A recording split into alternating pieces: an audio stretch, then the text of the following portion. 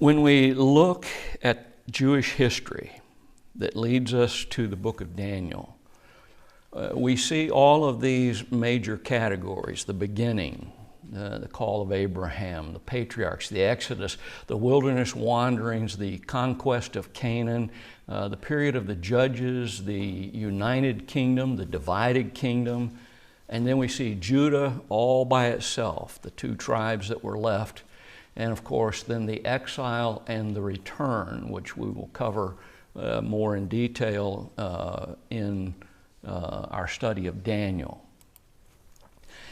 Let's look at these individually for just a moment. The beginning, the call of Abraham, would have been about BC 2150. I want to emphasize too that these dates, some of them are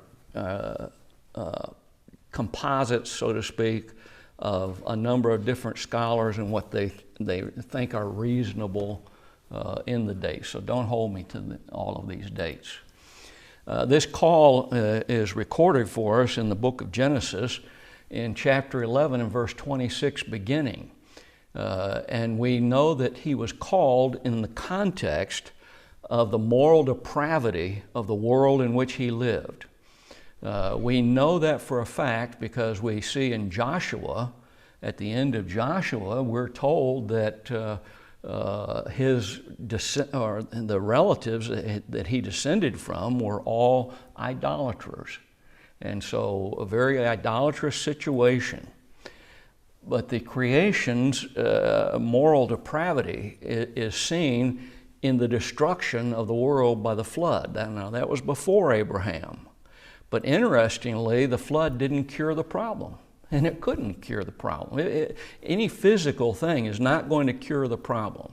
You can make a law that says you can't do this or do that or whatever. It can be a moral law I'm talking about, not a secular law, but a moral law, and it's not going to stop people from doing that moral depravity, whatever it is. And the Tower of Babel actually shows us that that's the case, because it wasn't very long and they thought, oh, we'll build a tower to God, and if there's ever a flood again, we'll go up that tower and we'll talk to God. And so it showed how they were already moving away. But God made a new beginning by calling Abraham. He made a new beginning with Noah in the flood, and now he makes another new beginning with a people that are designed to bring forth the lineage of Messiah. And so Abraham received his call by God when he was living in Ur of the Chaldees. Now later we're going to look at a map and we're going to see some of these places. But Ur of the Chaldees, a lot of archaeological data has come from that era. And they had hot and cold running water, among other things. It's really amazing what they were capable of doing way back then. But Abraham was told to leave his father's house. But folks, he didn't do that. Oh, he left Ur of the Chaldees and went to Haran, but Haran wasn't the promised land. And he wasn't allowed to leave Haran until what? The scriptures say, until his father died. And once his father died, then he began his journey toward the land of Canaan. So he's to go to this land, a land that he knows nothing about, doesn't really know where he's going, where God's going to lead him, but he follows the directions. So he left Ur, which is modern Iraq, and he traveled across the Fertile Crescent. Now, when we look at the map, we're going to see, and we'll point out an area that's called the Fertile Crescent. In between Jerusalem and Babylon, in this area of the world, Ur of the Chaldees, is a vast desert. And it's very dangerous to cross with a large group of people because of lack of water and all these other things. So there, God made 3 promises when he gets to the land of Canaan to Abraham. First of all, he's going to make his descendants a great nation. Second, he's going to give them the land of Canaan, as a place that is his descendants, the land of Canaan, as a home. And third, he's going to bless the whole world through the descendants of Abraham. Now, when they left Ur of the Chaldees, they were given a name by the people, basically by the people that they came in contact with, called the Hebrews. The word Hebrews comes from an Aramaic word that means from beyond the river. They were from beyond Euphrates River and the Tigris River. Because remember, when they come down to the Persian Gulf, they meet and form one river going into the Persian Gulf. And so Ur is down close to that, and so they were given the name of Hebrews. That's going to be changed. Then we look at the patriarchal time, and we see this is basically recorded for us in Genesis chapter 12 through Genesis chapter 15. And it records the lives, basically, in that section of the three patriarchs, Abraham, Isaac, and Jacob. And of course, Jacob's going to have his name changed to Israel, and that will become the name of the new nation. And so whenever you see like Israelite, I-T-E on the end of the word, that's talking about a place, that's talking about people from that descendancy. They're from that nation or the descendants of a person. But he had 12 sons, and these sons are going to become the heads of 12 tribes of Israel. And we remember that that's, in looking at that, we see that there's going to be 11 of those sons will be the heads of the 12 tribes, because Joseph got the double portion instead of Reuben because of Reuben's sin.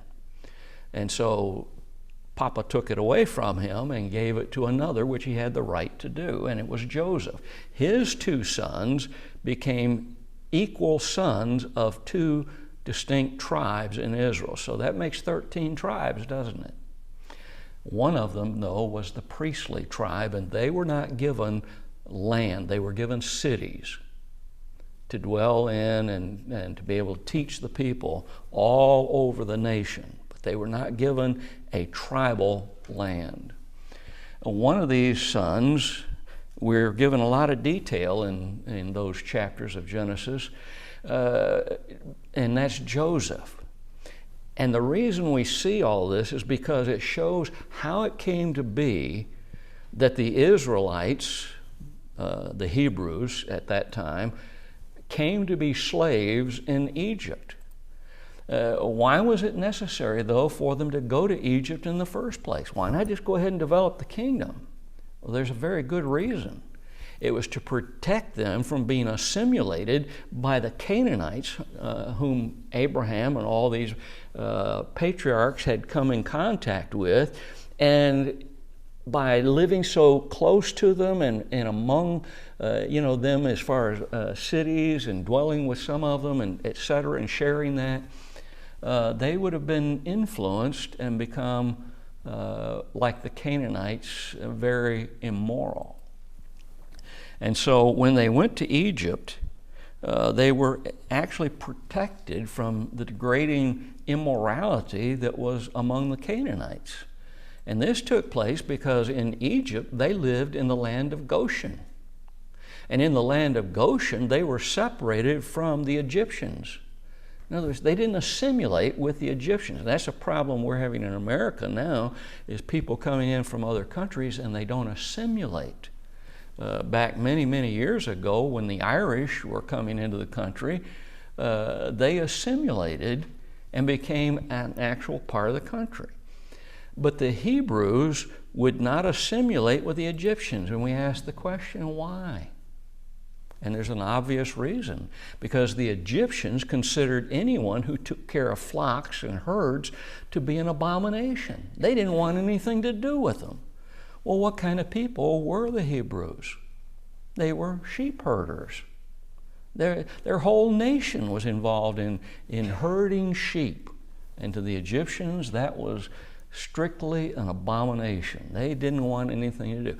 Did some of the Israelites eventually marry Egyptians? Yeah, we know that, because when we look at the Exodus, we see some that went with the Israelites who were not Israelites, but not the majority of the nation. And we also remember it caused some problems in worshiping a golden calf at Mount Sinai. 70 people of the family of Jacob went down into Egypt. But notice the rapid growth. Approximately 430 years is what we're looking at. They grew to over 603,500 plus warriors. These are fighting men. And if you figure the fighting men had at least a family of three, a wife and two children, and remember back then they had a lot more children, you start multiplying this out and there's over 2 million. Oh, and you've also got people who are too old to fight, and some that are too young to fight, males. So you're talking about a vast group of people. I hear people say, well, maybe 2 million people. No, it had to be, in my estimation, by thinking about the numbers, it had to be at least 4 million people that went out of Egypt, if you start thinking about the numbers. During this period of time, from BC 2150 to 1850, God fulfilled his first promise to Abraham. He made them a great nation. While they were down in Egypt, while they were slaves, they became a mighty nation. And this nation, or this group of people, became so many that Egypt began to be scared. The children of Israel were in Egypt, now remember, for about 430 years. And when they went to Egypt, they were the favored relatives of Joseph. Joseph had saved Egypt. Not only had he saved Egypt by the program that he put in place to preserve food and have it in store so that they could feed the people when the days of famine came, but he was also feeding a lot of the areas around Egypt. They were all sending people. And remember, that's what his brothers came down to Egypt to get food. And that's how this began to happen, where they came to Egypt. The second in command to Pharaoh was Joseph. But then there was a change of dynasty among Egypt, or in Egypt. It's believed by many that this was the time of the Hyksops. Hyksops, a number of ways to pronounce it.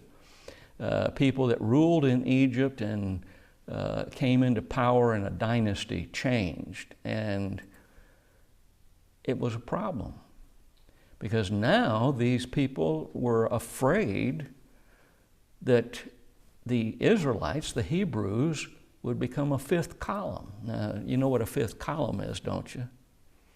That's people who are in a country who are trying to undermine the country, and they'll join the enemies of that country if war breaks out. They tried diminishing the size of the Hebrews, but nothing worked. Kill all the males, get rid of them. But it didn't work. The Hebrews just kept growing faster and faster. It's in this context that Moses was born. He was reared in the house of Pharaoh by his mother at first, and then by his adopted mother. Remember, his mother was hired to wean him. And remember, children back in those times often were weaned until they were 7 to 9 years old. And during that time, she obviously taught him a lot of things.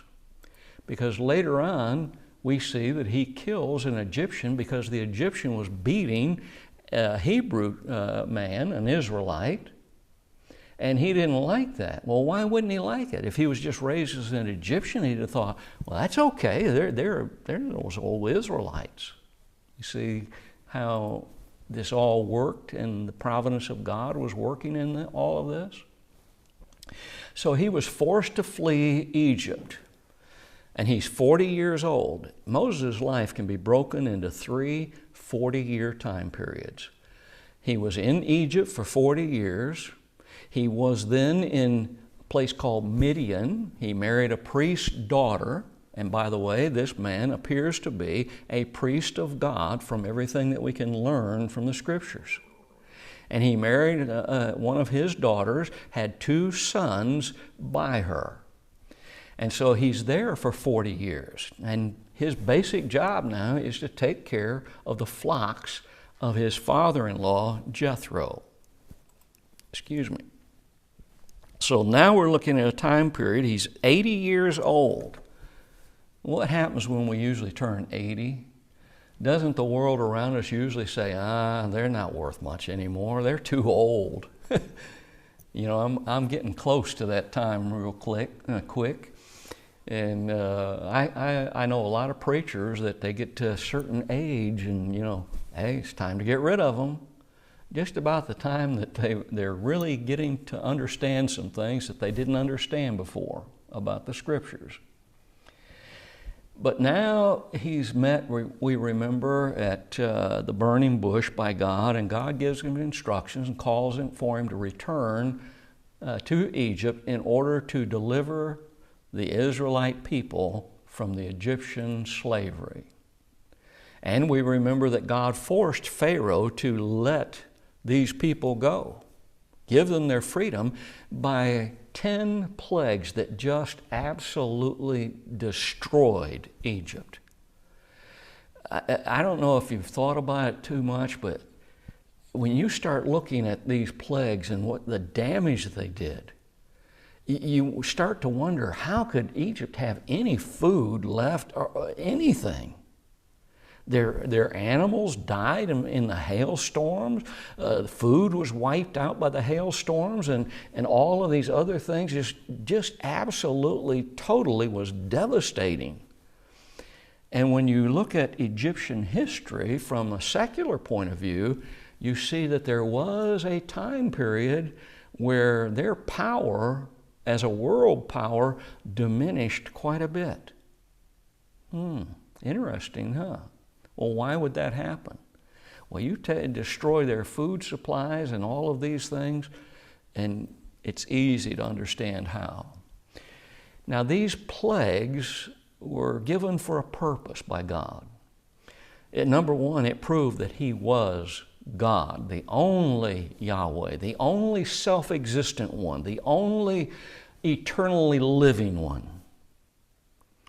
And they needed to understand that, but it was also to show that the so-called gods, little g, gods, that they had worshiped weren't worth a dime. They weren't worth anything. They had no power. They couldn't see anything. They couldn't give instructions. They couldn't do anything. Couldn't even move themselves. Before leaving Egypt, God instituted among His people a Passover sacrifice. It was a memorial feast to teach them to remember what happened. God's always wanted us to remember things. That's why we have the Lord's Supper on Sunday. It's a memorial. It's meant to cause us to remember what our Lord did for us, and we often overlook this fact, and that someday He's coming again. His death, His burial, His resurrection, and a promise He's coming again.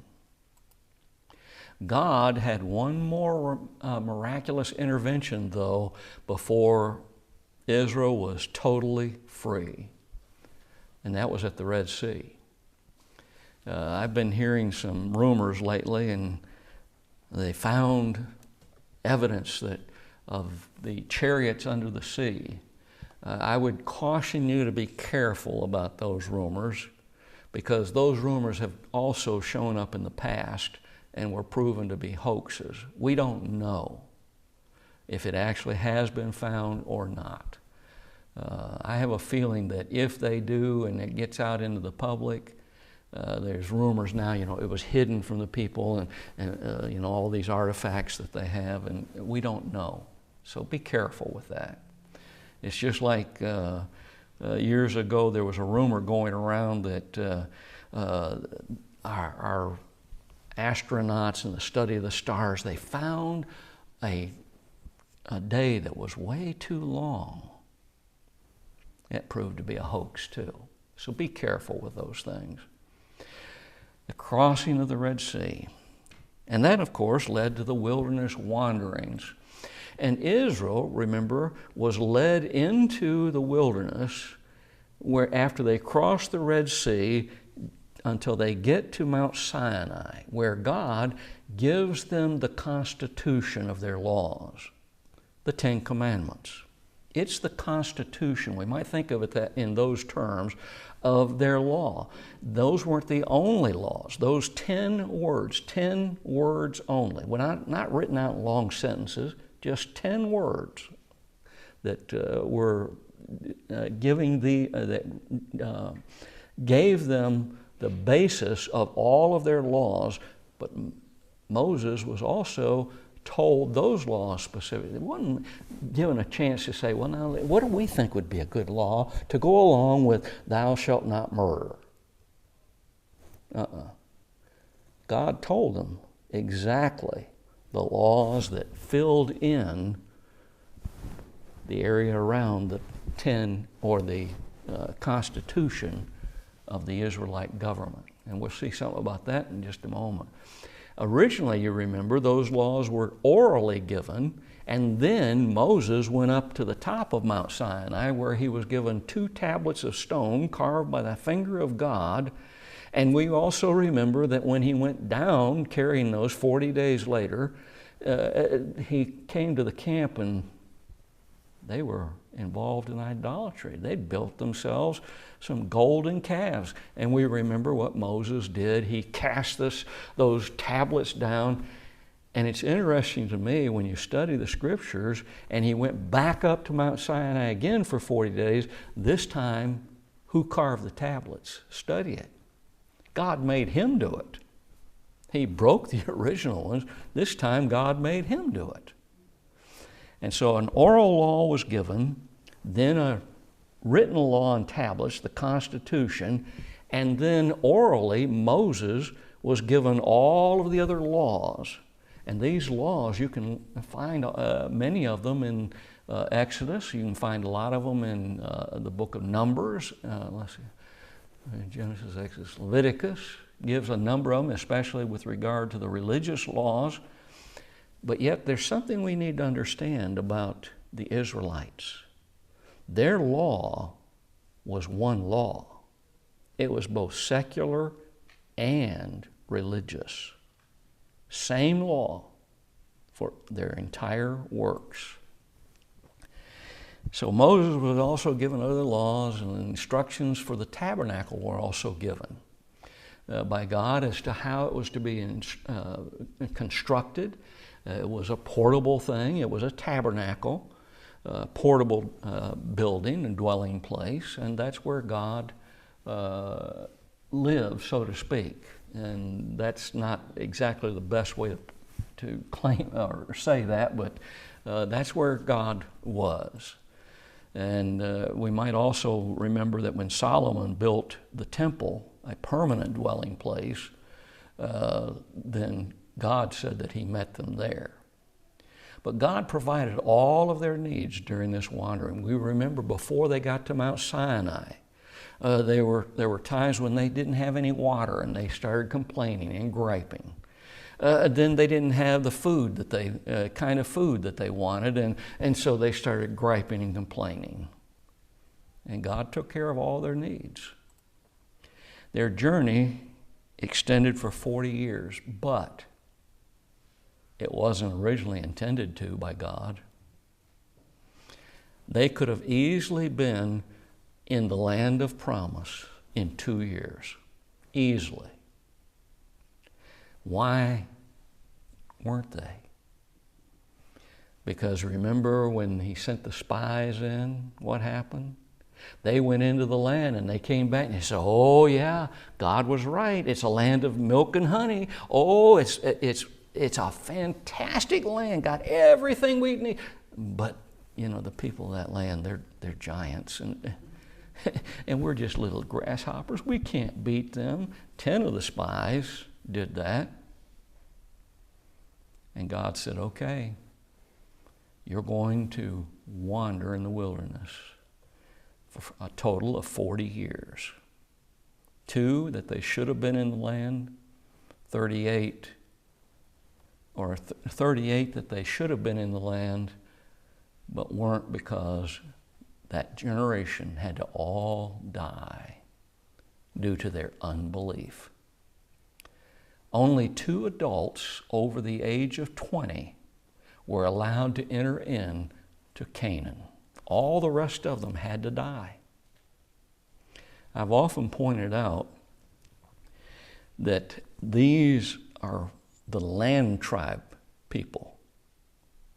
Why do I say that? Because some of the priests' names are given after entering the land of Canaan. So it was the warrior group that only 10 men. Who were they? Oh, it was those 2 faithful spies that said, God said we can do it, we can do it. You know, I sometimes wonder, do we really believe God? Ask yourself the question, how many of our brethren believe that if God says something, then we can do it? If he tells us we can do something, we can actually do it. And we attempt to do it and do the best that we can. Or do we sit back and say, oh, you know, we can't do that. It's not going to work. I've heard too many of my brethren over the years have that kind of an attitude, and that's not the attitude we ought to have. If God tells us that we can do something, we need to try to the best of our ability to do it, and he'll bless those efforts. But Deuteronomy ends with the people ready to enter into the promised land, the land of Canaan, as we many times call it. And they have to conquer this land. God never does for man what man can do for himself. Now, God's going to help them. As we study through the book of Joshua, we see this taking place. But they're ready to enter into the promised land. And Moses has to die. Why? Well, he sinned in striking the rock instead of talking to it like God told him to give the people water when they were griping and complaining. And God chose Joshua. Now notice something interesting here that fits in with the book of Daniel. Because in the book of Daniel, we're going to specifically be told that God appoints rulers. And if he's finished with them, if they become corrupt, don't do what he's told them to do, and he decides to take them out, he takes them out. Moses wasn't allowed to go into the promised land. Instead, God appointed a new leader, Joshua. Now, that doesn't mean that Moses wasn't faithful to God. He repented, obviously, was faithful. He got to see from a mountaintop the whole land, and I've often thought about that. How did God do that? Was it just vague shadows of stuff that he saw from that mountaintop? Or did God show him a detailed panoramic view? My personal view, I like to believe he showed him a detailed panoramic view of just how amazing this land was. Whether it is or not, I don't know. But Joshua records then the conquest of Canaan. That's basically what the book of Joshua is all about. And it records for us the division of the land into tribes given by lot. In other words, God showed the land that or the tribal area that each of the tribes should inherit. So what did Joshua record then regarding the land promise that was given to Abraham? Look at Joshua 21. This is a very important passage with regard to those around us who are always saying, and almost every single denomination around us are saying, oh, the kingdom hasn't come yet. Therefore, the land hasn't been given either. And the Lord gave unto Israel all the land which he sware to give unto their fathers. Who are the fathers? Abraham, Isaac, and Jacob. And they possessed it and dwelt therein. Look at Joshua 24:13. I have given you a land for which you didn't labor. You didn't do anything as far as labor to build this land up, to cause it to be as productive as it was. And I gave you cities that you didn't build. And you dwell in them. You partake of their vineyards. You partake of their olive yards. You didn't plant these things, but you're getting your food from it. Did God give them the land? Yes. Now, we know that they didn't follow God's instructions, and there were little pockets of resistance that they did not finish conquering. And they paid a price for it, just as God said they would, if they didn't obey completely His will in destroying these people and pushing them totally out of the land. The period of the judges follows, and there was no central organization or leadership during this time. God was to be their king. He never intended for them to have a secular king. He was always to be their king. But we remember what happened there.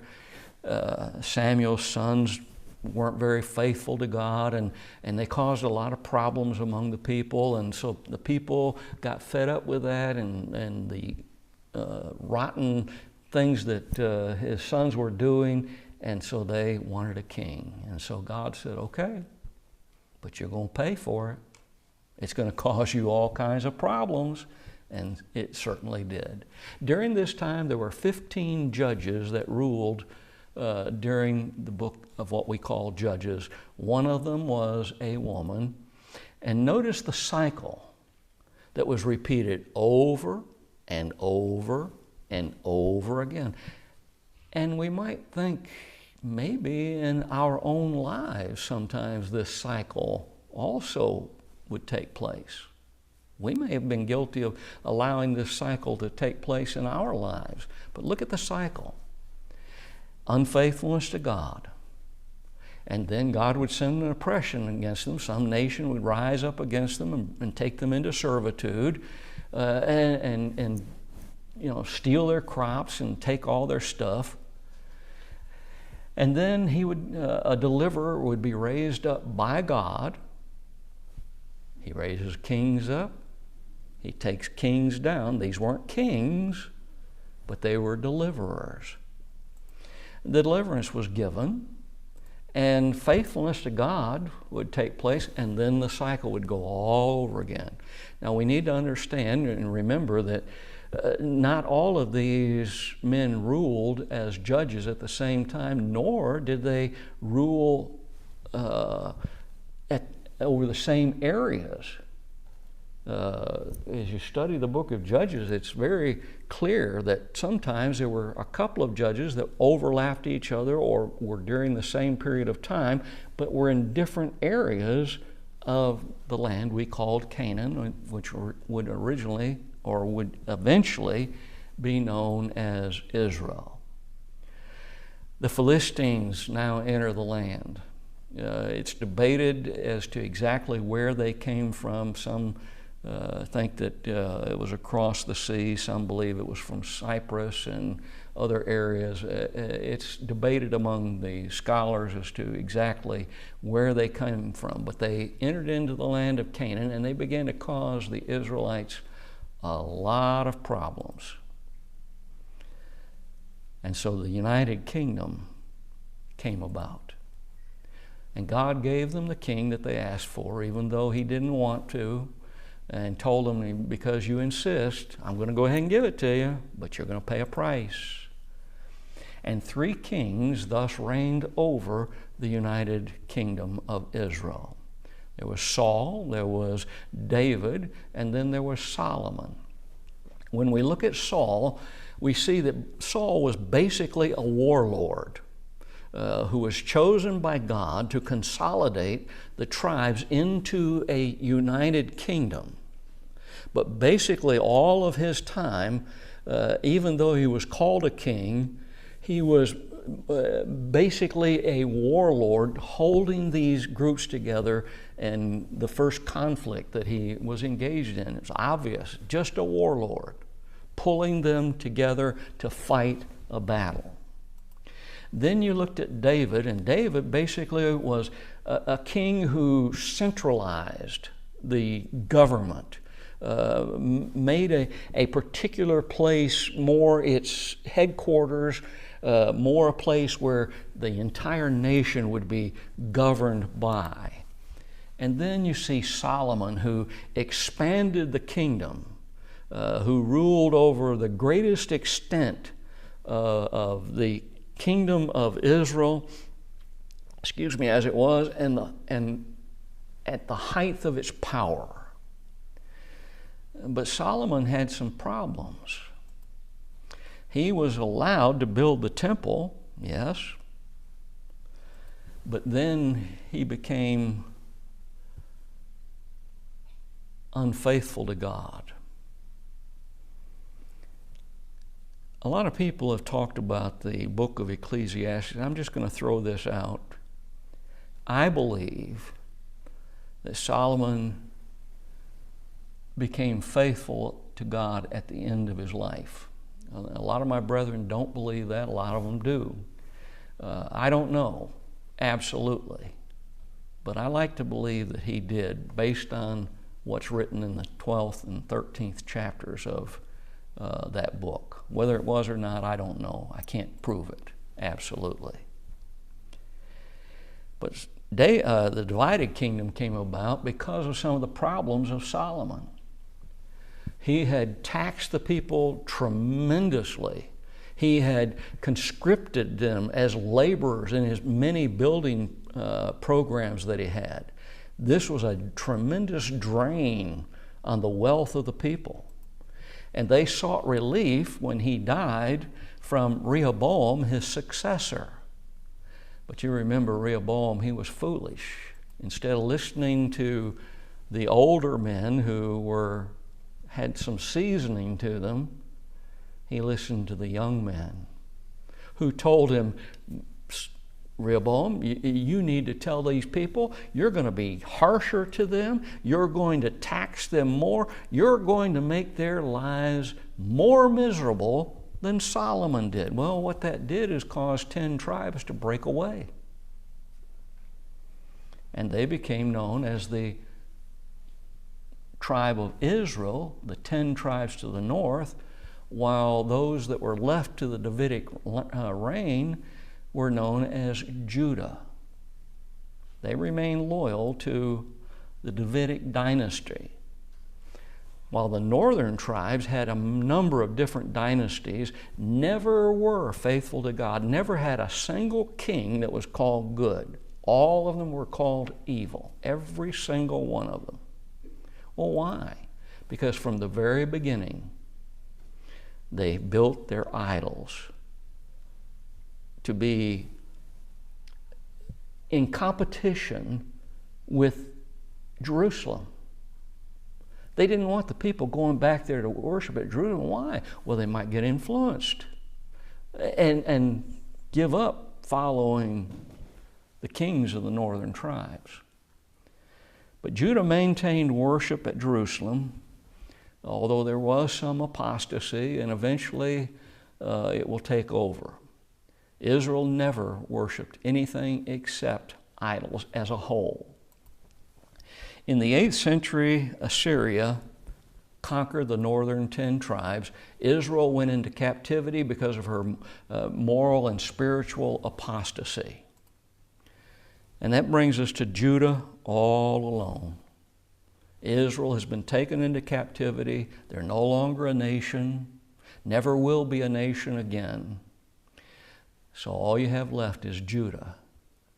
Judah escaped Assyrian captivity and through miraculous intervention of God, and they allied themselves to get some protection from Assyria with Babylon, and that's going to cost them. It's going to hurt them eventually. Later, Babylon invaded Judah, and they conquered Judah about BC 586 approximately under Nebuchadnezzar. It won't be until 606 BC that he will take these first captives, or hostages really, and thousands of the Jews, especially those of the higher class, because they would have been the better educated people and would fit his purposes of retraining them to be people who served him. And that brings us to the exile and to the return. The prophets foretold Judah's exile would last 70 years. Cyrus's policy then allowed, as the Medo-Persian Empire conquered the Babylonian Empire, allowed about 20 years after they conquered them for the first group under Cyrus to go back to Jerusalem and rebuild, as well as all the other nations that had been conquered. Cyrus's policy allowed them to do that, and so Jeshua and Zerubbabel led the first group back of Jews back to Jerusalem. There was another group that Haggai exhorted to finish building the temple, and it wasn't actually finished until Ezra came, and it was finally finished completely.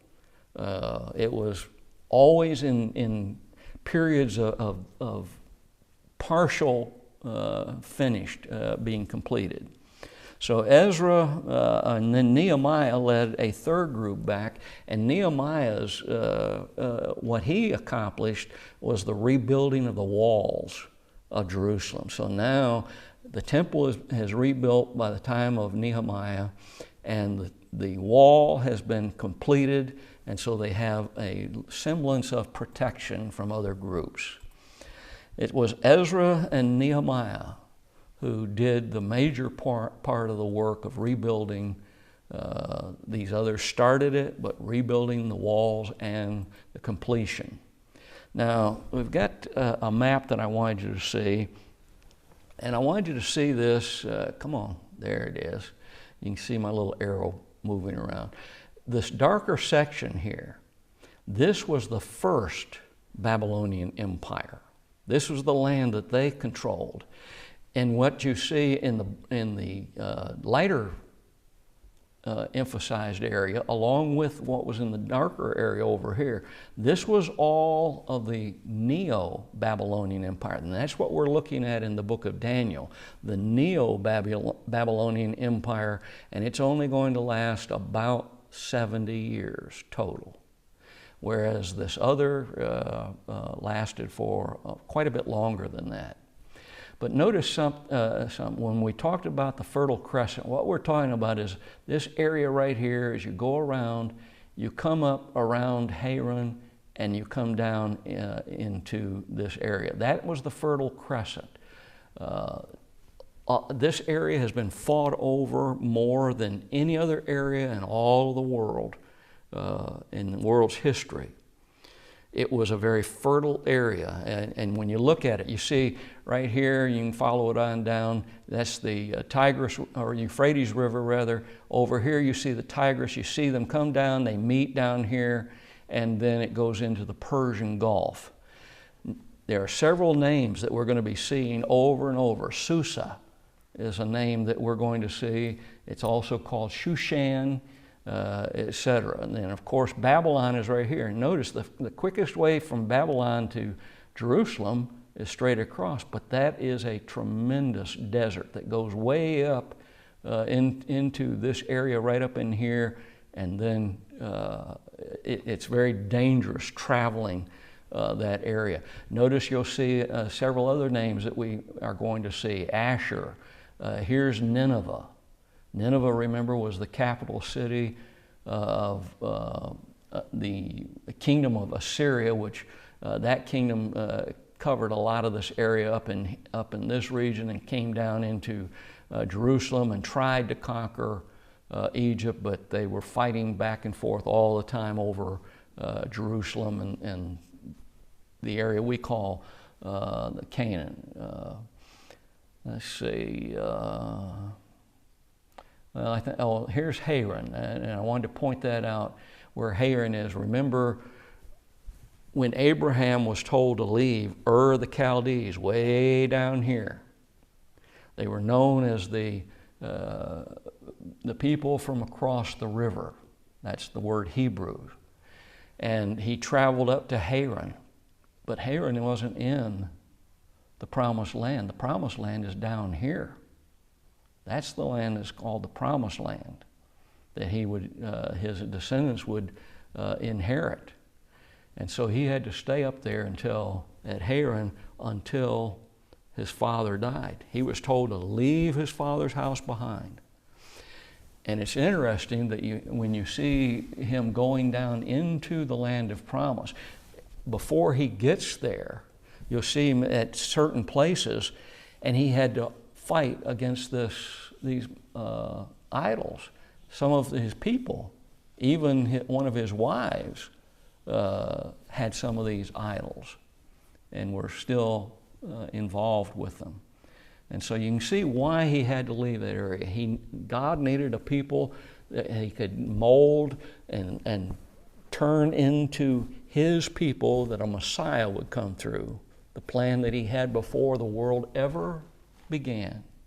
A plan he had for a Messiah because he knew he could look ahead. He knew we were going to rebel as a human race against him, and we needed a plan because he wanted us to be with him for all of eternity.